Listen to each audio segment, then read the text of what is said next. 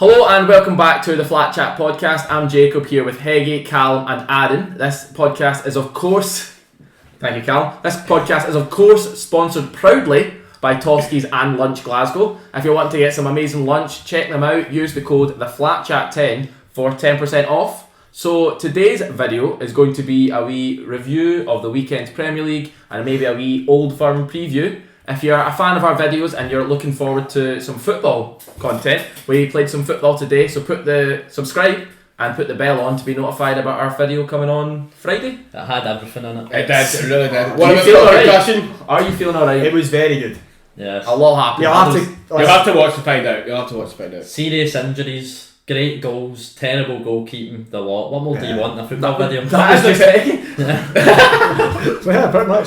So we'll kick things off. with a slight review of the weekend's games. We'll start on Saturday. We'll start with a team that 3 home matches in their last 9 have conceded in the first minute. That's Arsenal. Yeah. Callum, maybe you didn't see this game, maybe you've not seen all of them, but I know you watch a lot. Why have they conceded in the first minute that often?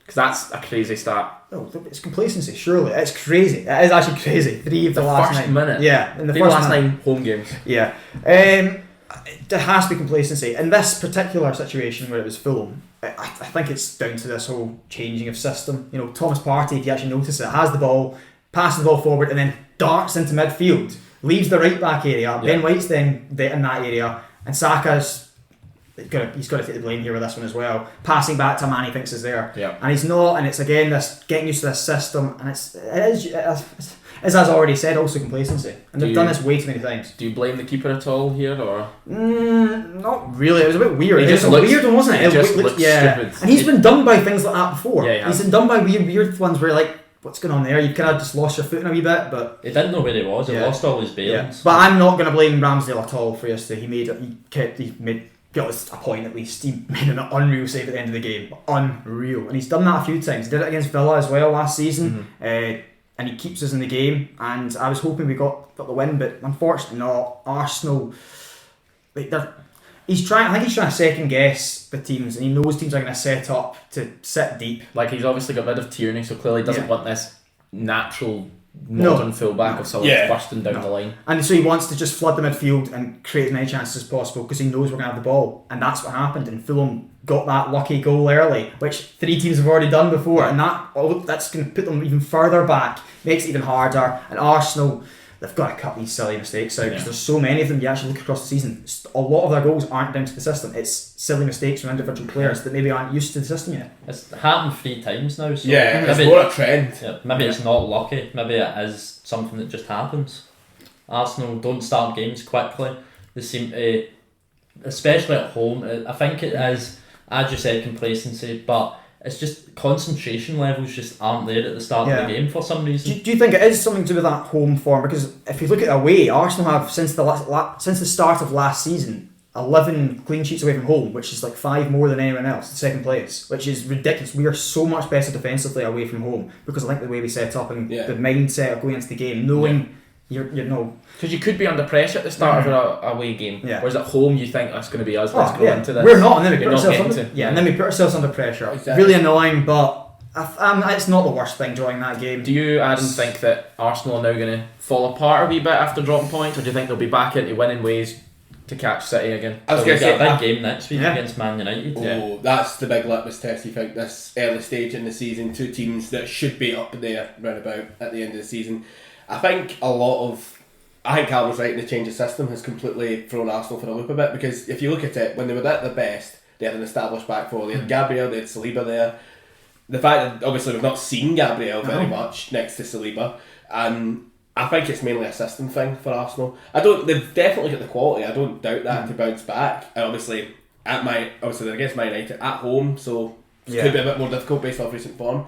But I think it's more of a system issue for Arsenal right now rather than a complacency issue. Did anyone actually watch the full game? I watched 80 minutes. It's more than me. I listened to the whole thing, and by the sounds of it, we had all the ball, but we didn't actually. The threat that we carried wasn't as great as when I think Fulham went forward. Yeah. But they went forward 13 times, which is crazy throughout a game. That's all they did. But they were dangerous when they did it. Leno's had a brilliant start to this season. Yeah. He saved a record high XG against Everton. He was then phenomenal against Arsenal. No, they've conceded 10 XG and conceded they conceded something like 2 or 3 goals. 5. Never mind. Their second game was really poor. They played well against Everton. Yeah. And even still, 4 XG. Yeah. Fulham have surprised me because I thought with all the tension surrounding Mitrovic, I thought they would have just fell apart realistically. But they've kept going. Fair play. Well, they brought Jimenez in, who actually looked really good yesterday. He didn't get a goal. He nearly scored one of the most ridiculous overhead kicks I've ever seen. If that goes in, that's wild. Yeah. If you want to see ridiculous overhead kicks, I know check out the video coming very soon. Yeah. But Fulham, very, very good. Especially the man that got the equaliser at the end, Palhinha. He absolutely ran that game. He was the best player in midfield for both teams.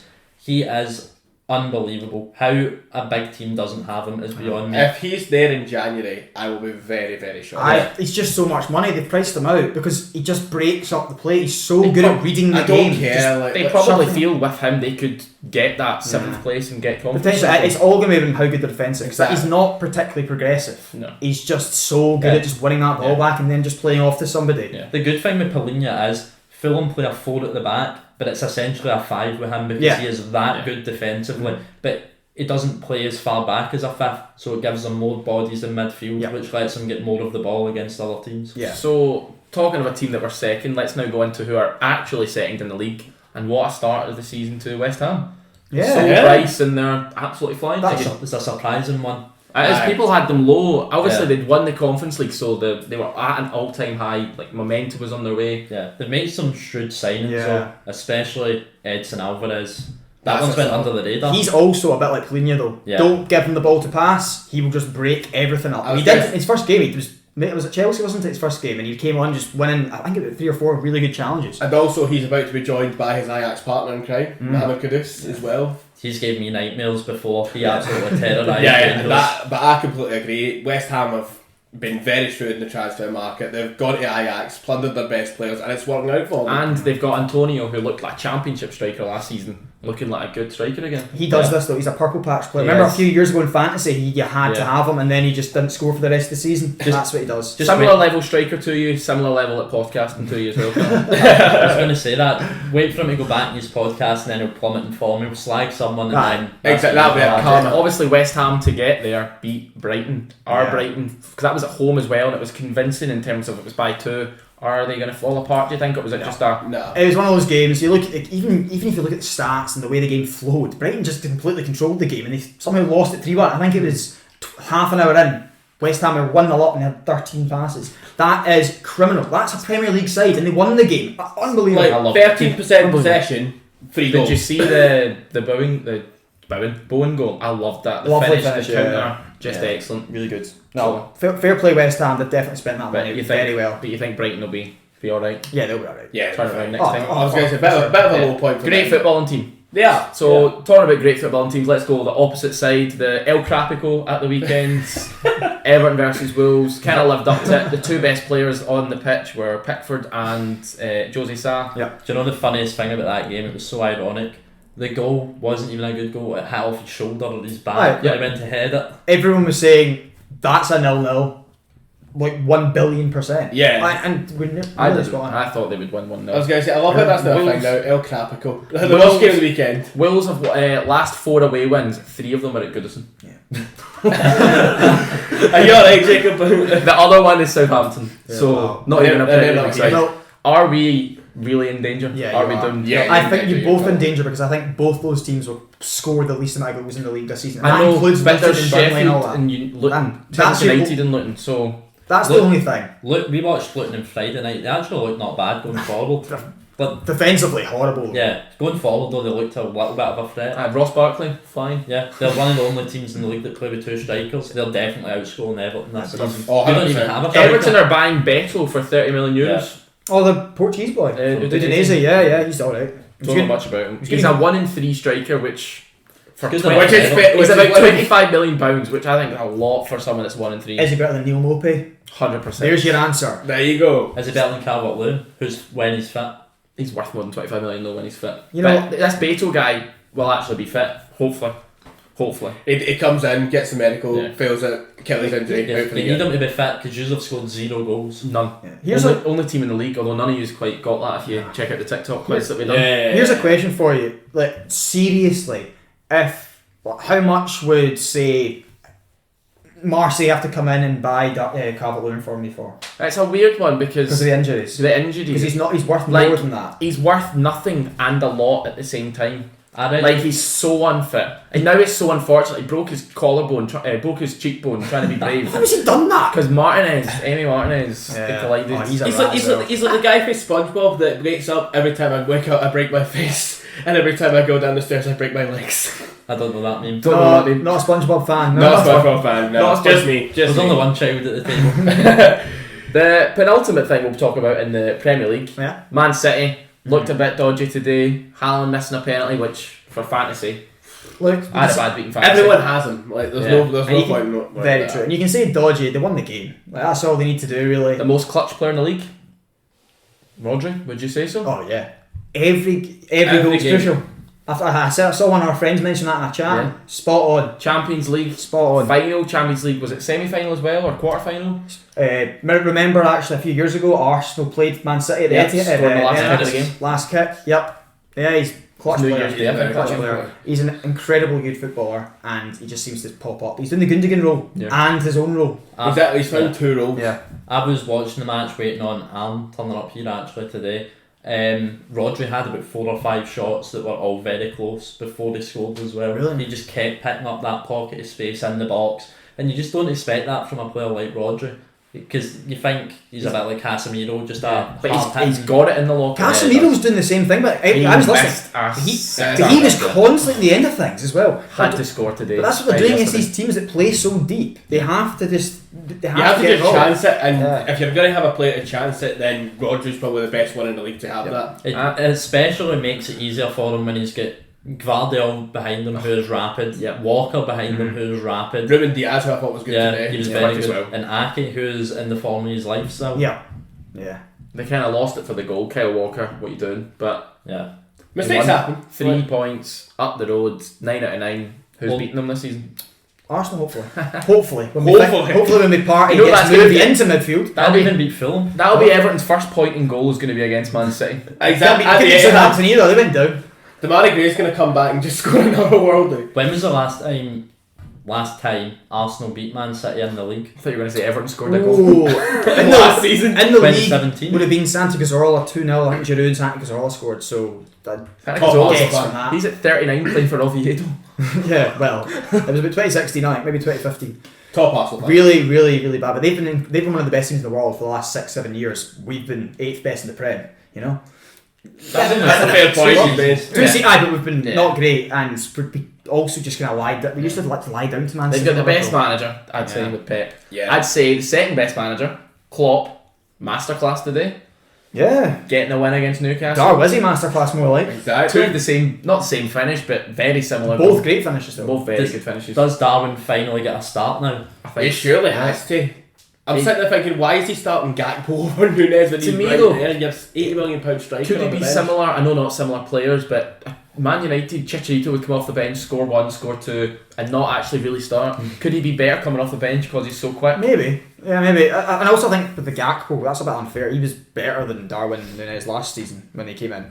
Yeah. And Diaz is just. Diaz was He's the unlucky best out today. of them all, isn't he? Diaz Oh, gets subbed oh. for because of the red card. You'd that is- hate to be that player, wouldn't you? It's also a bit untrue because it was been Jota that's been playing up front. Gakpo's been playing in midfield. Gakpo's been playing. Everywhere. Back will play everywhere. Yeah. Bar right wing because the best player in the league plays there.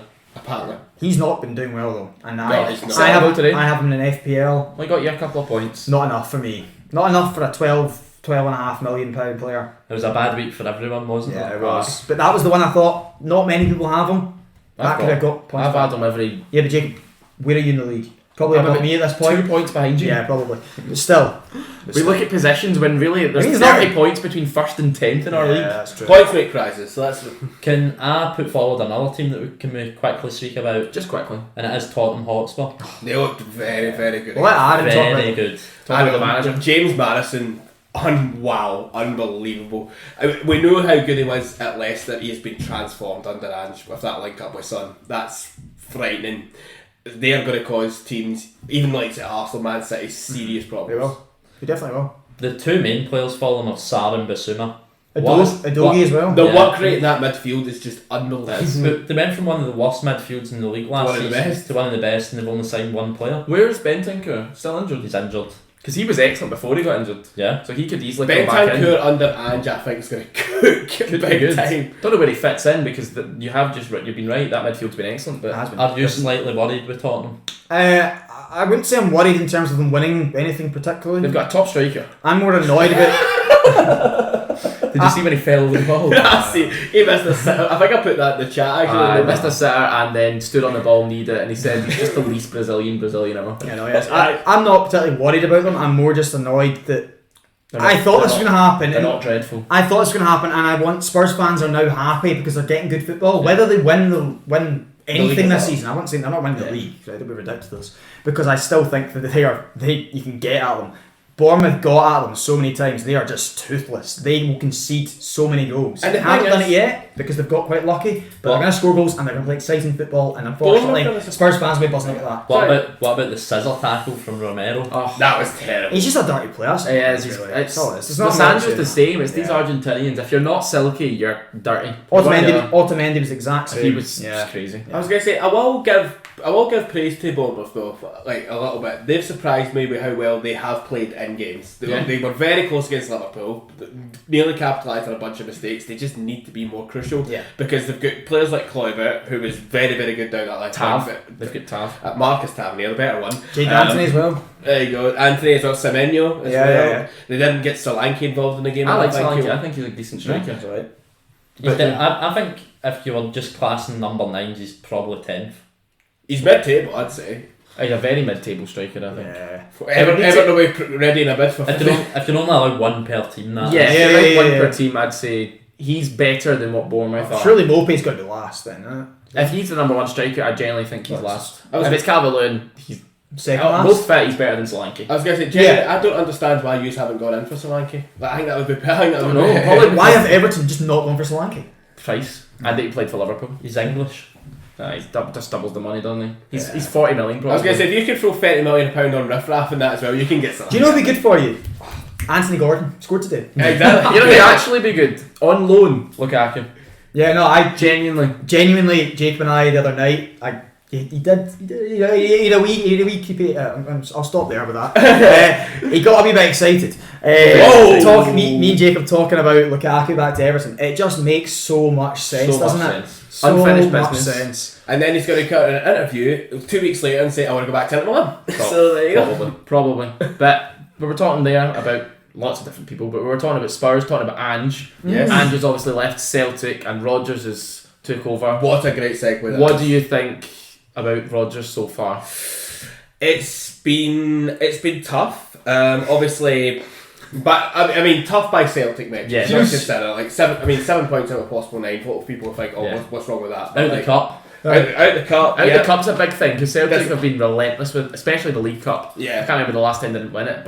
The Sir Johnston year. Yeah, I was going to say, disappointing, very disappointing is the word that would come through. It's too passive, it's too side to side. They've lost the identity that they were starting to really build under Ange. I thought, obviously, if Ange had stayed on the extra year, they could have kicked on and done something. Actually made It's a a dent very- in Europe. Yeah. It's a very different style of play. It's a very different style of play, and it's a style of play that doesn't suit these players. I get that Rodgers has had to come in kind of fairly short notice and that as well, because Yeah. obviously nobody expected Ange to leave, but I never expected Hege to leave. I know, exactly, he's gone. but he's back. He's back. I thought Unlike, it was a camera. I was going to say, unlike Ange, Hege has returned to the podcast, yeah. But yeah, very, very disappointing from a Celtic fan perspective. I was disappointed also to see the fans boo the team Yeah. off the park. Did they? Yeah, they did. Wow, Like, did a select group of them as That's well. not great. It's not great. In terms of Sunday, which obviously we'll talk about a little bit, I am not the most confident in the world. Rangers If I asked you 10 days ago, how confident were you? I would have said... So pre-Kelly game. Honest to God, I would have said maybe 65%. I would have put it around a bit there. I've been fairly confident. I know we've got the quality to hurt any team, including Rangers, when it's on its day. It's just obviously the last couple of games with Kilmarnock, we didn't play well at all. Kilmarnock deserved the win. I know I'm probably going to annoy Celtic Twitter again by saying that, but it's the truth, and you can sit there and like it. And obviously the game against St Johnstone, we should be beating them at home. With no disrespect, fair play to St Johnstone.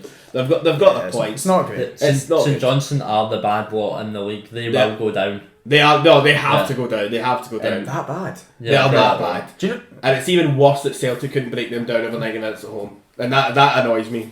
And there's also upset in the Celtic camp today. Haksabanovic. I saw that. Putting on Instagram, what was it? If you don't see your value, then you're not in the right place. Well, if you don't give us value, mate, then you're clearly in the right place. Fair enough. Haksabanovic, take note. But no, it was also liked by 2 Celtic players. Yeah, I think Bernabé has said as well. I think 3 have liked it as well. So there is... That's a lot. Oh, he's got a wee... There's a bit... He's done his research. Trouble in Paradise! Obsessed. I like that. That was a good segment there.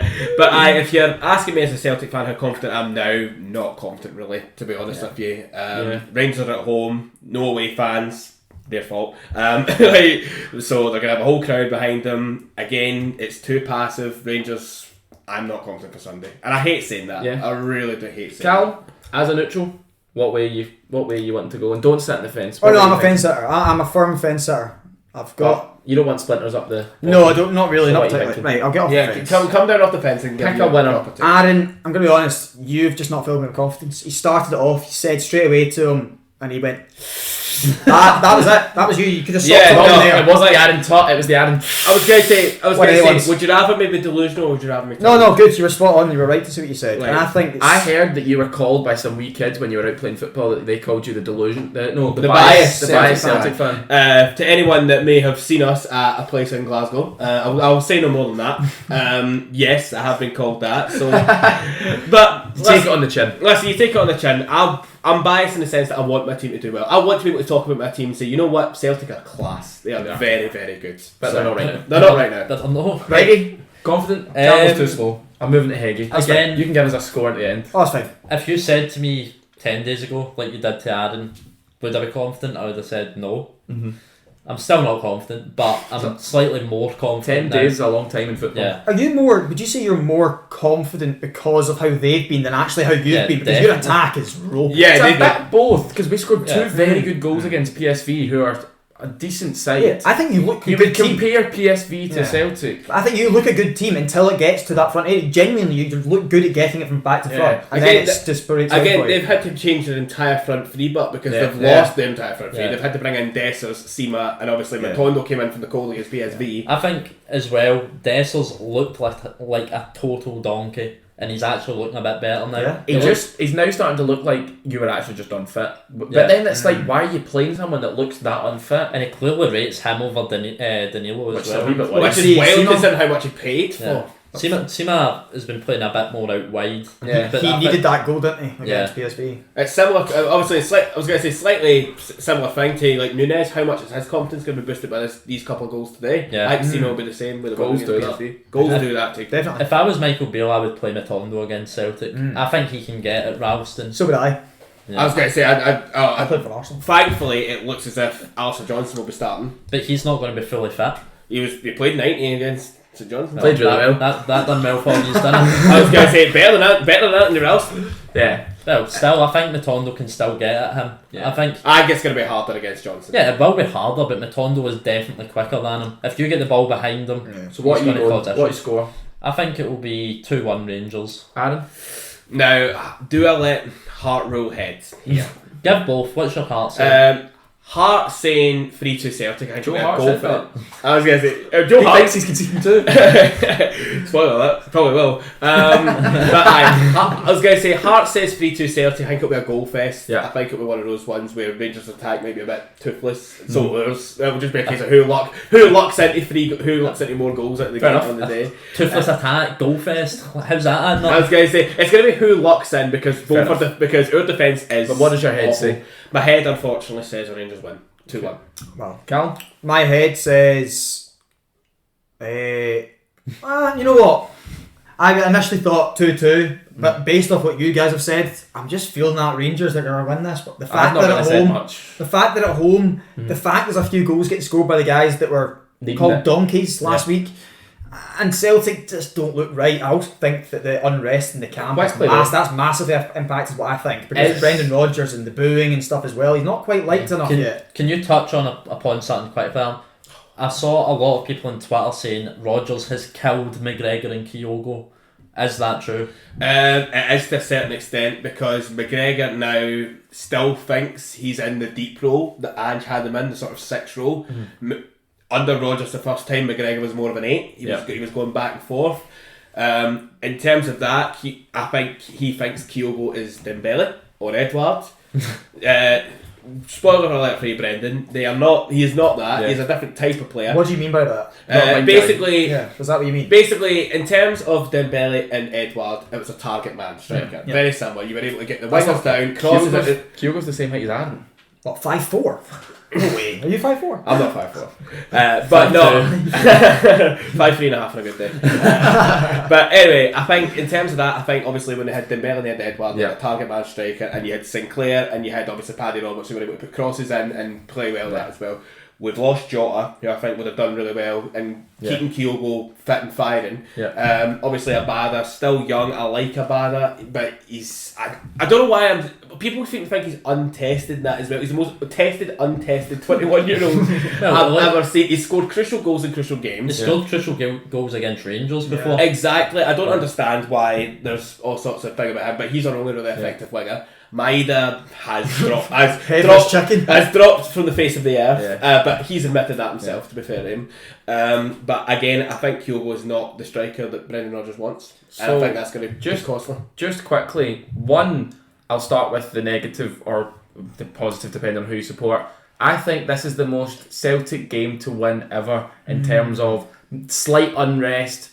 Rangers think they've got their hopes up. Celtic just somehow go win. That's why They've done it so many times. That's why they've won so many titles. They just don't listen. Their fans are so stupid, so many of them. They don't listen to them, the players and the coaches. He just smiled over at me when he said that. They just go, play their game and win, and I hate it. It's true, but that's you just being a bit of a nervous. I don't think fan so. here. They've just done it so I get many what you're times. saying, because I feel the same way that Spurs. My slight confidence is we are finally looking better. They're looking worse, and so to end this podcast, I'm going to say I think Rangers win 2-1. So you do think they will win? I still think they will. You can see but I why. could so easily. You can see the narrative. So I look good regardless of what happens. So just to go down the table, 2-1 Rangers, 2-1 Rangers. Callum, did you? I've said 2-2, but I feel I want to go for 2-1 Rangers as well. Just based off what you guys have said. And I'm gonna roll with my heart. I'm gonna say 3-2 Celtic. I'm gonna always back my boys. Yeah, a toothless goal fest. A toothless goal fest, which is what we'll call it. So comment below if you've enjoyed this video and if you've got any suggestions you want us to talk about in the podcast. Like, subscribe if you haven't done so already, and as always, take it easy.